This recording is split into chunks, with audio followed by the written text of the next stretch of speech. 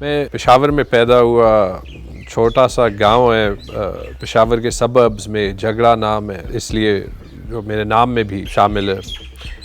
وہاں پہ پہلے اسکولنگ کی، کچھ سال باہر بھی رہا، والد صاحب کی روم میں پوسٹنگ ہوئی تھی، پھر یونیورسٹی پہلے تو یو ای ٹی پشاور میں داخلہ ہوا تھا، لیکن پھر سوچا کہ تھوڑا سا جو ہے کچھ ایکسٹرا ایفرٹ کرنی چاہیے۔ اس وقت غلام اسحاق خان انسٹیٹیوٹ کھولا تھا، جو کہ مانا جاتا تھا کہ پاکستان میں بہترین انجینئرنگ کے لیے ادارہ ہے، تو وہاں پہ ایڈمیشن حاصل کی، وہاں سے انجینئرنگ کی۔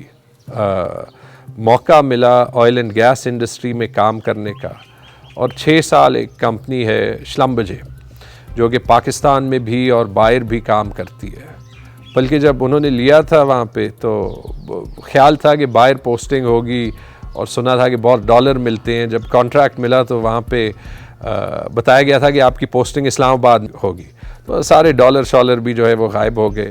لیکن جو 3 سال ان کے ساتھ یہاں پہ گزارے، اس سے زیادہ ایجوکیٹو ایکسپیرینس ملا نہیں، کیونکہ پنجاب میں، پختونخوا میں جب گیس نکلی کرک میں، تو میں وہاں پہ سائٹ پہ تھا۔ سندھ میں، بلوچستان میں، چاروں صوبوں کے ریموٹ ایریاز میں جانے کا موقع ملا، خود اپنے ہاتھوں سے ہینڈز آن کام کرنے کا موقع ملا۔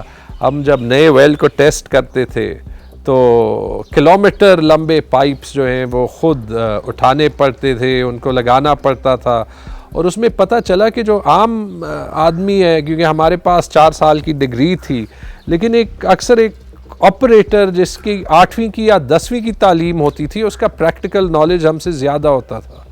تو اس سے عام آدمی سے، عام انسان سے سیکھنے کا بھی موقع ملا۔ جو ایک ایروگنس ہوتی ہے اچھی تعلیم کی، وہ بھی غائب ہو گئی، اس سے بہتر تھا نہیں۔ پھر انہوں نے شلمبجے کے ساتھ ہی 3 سال باہر کام کرنے کا موقع ملا، چائنا میں، انڈونیزیا میں، فرانس میں، اور پھر دبئی میں۔ 6 سال کے بعد سوچا ایک MBA کریں، لندن بزنس اسکول سے MBA کیا، اور پھر 10 سال گزارے کنسلٹنگ میں۔ میکنسی ایک کمپنی کا نام ہے، جو کہ دنیا کے سب سے بڑی کنسلٹنگ کمپنی ہے، جس میں 10 سال کام کرتے کرتے وہاں پہ ایک پارٹنر بھی بنا۔ اور جب زندگی لگی کہ بڑی آسان ہوگی، تو ایک موقع ملا سیاست میں آنے کا۔ اس کا بیک گراؤنڈ یہ ہے کہ میرے چچا جو ہے وہ پشاور میں، میرا تعلق ایک سیاسی فیملی سے ہی تھا۔ میرے چچا سیاست کرتے رہے ہیں، 3 بار MP اور منسٹر رہ چکے ہیں۔ میرے دادا جو ہیں وہ پاکستان موومنٹ میں، ابراہیم خان جھگڑا، انہوں نے قائد اعظم کے ساتھ جو ہے وہ کام کیا۔ میرے نانا جو ہیں غلام اسحاق خان صاحب، وہ پشاور سے تو ان کا تعلق نہیں ہے، لیکن انہوں نے گورنمنٹ میں بھی کام کیا، پھر 5 سال پریزیڈنٹ بھی رہے۔ تو ایک خواہش ضرور تھی، جو فیملی نے پبلک سروس میں کام کیا تھا، کہ کسی نہ کسی دن پاکستان کو گیو بیک کرے۔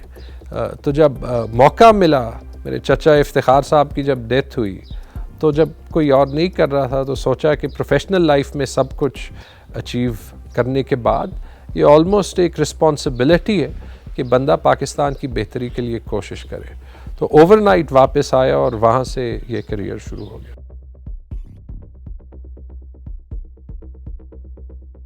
پے بیک کرنے کا خیال اسی لیے تھا کیونکہ میں نے بہت بار دیکھا ہے کہ پاکستان میں ایک کلچر ہے، اور خاص طور پہ ایلیٹ کا ایک کلچر ہے، کہ ہم صرف پاکستان کے بارے میں کمپلین کرتے ہیں۔ تو یہ نہیں کہ میں اس سے پہلے بھی پاکستان آیا نہیں تھا۔ میں میکنسی میں بھی کام کرتے ہوئے، میں نے 6 سال پنجاب میں ایجوکیشن ریفارم پہ کام کیا تھا۔ میرا ہر ہفتے لاہور کا ایک ٹرپ لگتا تھا، اسلام آباد کا ایک ٹرپ لگتا تھا۔ میکنسی میں 10 سال میں نے گزارے ہی اس لیے کیونکہ ایک خواہش تھی کہ دنیا کے سب سے بڑی جو کنسلٹنگ کمپنی ہے وہ پاکستان میں ایک آفس کھولے، اور میں نے اپنا پلیٹ فارم ہی یہ بنایا کہ پاکستان میں ہم بزنس زیادہ کریں، کیونکہ اگر بڑی اور اچھی کمپنیاں پاکستان میں آئیں گی تو ہماری معیشت کو ہی فائدہ ہوگا۔ لیکن میں نے کوشش کی کہ پبلک سیکٹر پہ فوکس کریں، کیونکہ ہمیشہ لگا کہ میرا جیسا بندہ خود فارچونیٹ ہے، خوش قسمت ہے کہ اس کو اچھی اپ برنگنگ ملی ہے، اسے پیسوں کا مسئلہ نہیں ہے، کہ نظام کے بارے میں کمپلین کرنے کے بجائے اس کا حصہ بن کے اس کو تبدیل کرنے کی کوشش کرے. اور باہر سے بھی وہ کام ہو سکتا ہے، یہ نہیں کہ سیاست وہ واحد ذریعہ ہے جس سے بندہ جو ہے وہ ملک کو کنٹریبیوٹ کر سکتا ہے. لیکن اگر آپ کا بیک گراؤنڈ ہو، آپ کے پاس ایک کوشن ہو اور آپ روایتی سیاست میں جانا بھی نہ چاہیں تو ایک موقع ہوتا ہے اور بندے کو ایک رسپانسبلٹی لگتی ہے. تو صرف وہی خیال تھا، کچھ پتہ نہیں تھا. بلکہ سیاست میں آنے کے بعد چونکہ میرے چچا کی ڈیتھ ہو چکی تھی، میرے والد صاحب جو ایک سینئر سول سرونٹ تھے وہ ریٹائرڈ ہوئے تھے، میرے پاس کوئی گارنٹی نہیں تھی کہ مجھے کہیں سے ٹکٹ ملے گا. خود محنت کرنی پڑی. بڑا میرے جو سب سے مشکل 6 مہینے تھے وہ آنے کے بعد ہی تھے، لیکن وہ ملے نہ ملے اس سے مجھے زیادہ فرق نہیں پڑتا تھا، کیونکہ میں اپنے فیصلے کے بارے میں بڑا کلیئر تھا کہ آ کے ابھی یہی میرا کریئر ہے، چاہے اس میں کامیابی جلدی ملے، بعد میں ملے یا نہ ہی ملے. مجھے یہ محسوس کرنا تھا کہ میں نے کوشش ضرور کی ہے اور وہ کوشش انشاءاللہ کرتا رہوں گا.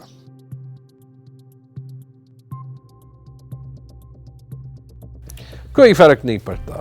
اور یہ لوگوں کی مختلف پرسنالٹیز ہوتی ہیں، بعض لوگوں کو فرق زیادہ پڑتا ہے، بعض کو کم جو ہے وہ پڑتا ہے.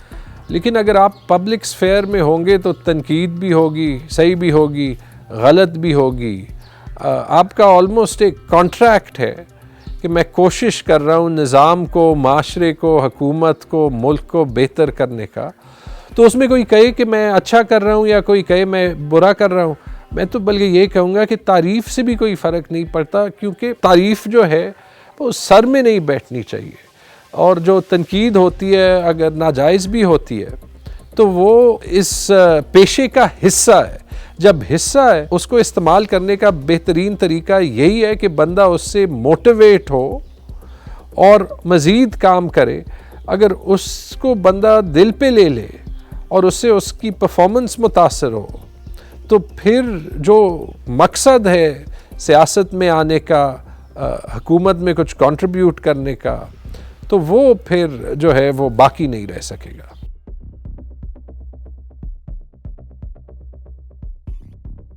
ذاتی زندگی کے لیے پہلے بھی کم وقت ہوتا تھا، کیونکہ جو کیریئر میرے پاس تھے اس میں جو فوکس ہمیشہ تھا وہ بڑے انٹینس تھے. بلکہ کنسلٹنگ میں حالانکہ گھر دبئی میں تھا، فیملی دبئی میں تھی، 4 5 دن باہر رہنا پڑتا تھا. ہر ہفتے جہاز میں کسی نہ کسی ملک کو ایک ٹرپ اور واپس. لیکن امید یہ ہے کہ خاندان بھی یہ کم از کم سمجھے یا محسوس کرے کہ جو کام میں کر رہا ہوں اس کا دنیا پہ چھوٹا ہی صحیح لیکن کوئی امپیکٹ ضرور ہے. اس کے علاوہ کوشش ہوتی ہے کہ جہاں پہ ٹائم ہو وہ بچوں کے ساتھ، فیملی کے ساتھ، ماں باپ کے ساتھ گزرے. لیکن اگر آپ نے زندگی میں کچھ حاصل کرنا ہوتا ہے تو 24 گھنٹے ہمیشہ کم رہیں گے اور ہمیشہ یہ محسوس ہوتا رہے گا کہ کاش دن میں 4 5 گھنٹے اور ہوتے. لیکن یہ ایک چوائس ہے اور آئی ہوپ کہ اس سے اچھا نکلے. پختونخوا میں خاص طور پہ جو پشتون ہیں وہ تو ویسے انتہائی جذباتی لوگ ہیں. تو اگر اپنے صوبے میں ایک پیغام دینا ہے وہ تو ایک تو یہ ہے کہ جذبات بہت پازیٹیو چیز بھی ہے، لیکن تھوڑا سا جذبات پہ قابو بھی آپ ڈالیں. یہ تو مجھے ہر روز آفس میں حلقے میں بھی فیس کرنا پڑتا ہے. بہت سے جو قریبی ساتھی ہوتے ہیں ایک دن بالکل غصے میں آ جاتے ہیں کہ آپ سے پوری زندگی بات نہیں کرنی، اگلے دن بالکل ٹھیک ہوتے ہیں. خیر یہ تو آن اے لائٹر نوٹ تھا، لیکن اوور آل نوجوانوں کو یہی جو ہے وہ پیغام ہوگا کہ پاکستان کا مستقبل آپ کے ہاتھ میں ہے. اور ہم اکثر اپنے پچھلی نسلوں کو دیکھتے ہیں، ان کو دیکھتے ہیں کہ جو فی الحال کوریڈورز آف پاور میں رہے ہیں اور ہم کہتے ہیں کہ یہ سسٹم ٹھیک نہیں ہو سکتا اور ہم سسٹم کا حصہ بنیں. اور میرے خیال میں یہ یاد رکھیں کہ اگر ہم اپنے ارد گرد دیکھیں، چائنا کو دیکھیں، یو اے ای کو دیکھیں، یورپین ممالک کو دیکھیں، جرمنی کی مثال لے لیں، جاپان کی مثال لے لیں، یہ ملک بالکل تباہ ہو چکے تھے. یہ 10 20 30 سال میں اٹھے. اور اگر ہم یہ سمجھیں کہ پاکستان کے اٹھنے کا جو ذریعہ ہے وہ نوجوان نسل ہی ہوگی تو ہم بہت کچھ حاصل کر سکتے ہیں. لیکن وہ تب اگر ہم ان پرنسپلز پہ جس پہ اچھے معاشرے بنتے ہیں ان پہ کمپرومائز کم سے کم کریں.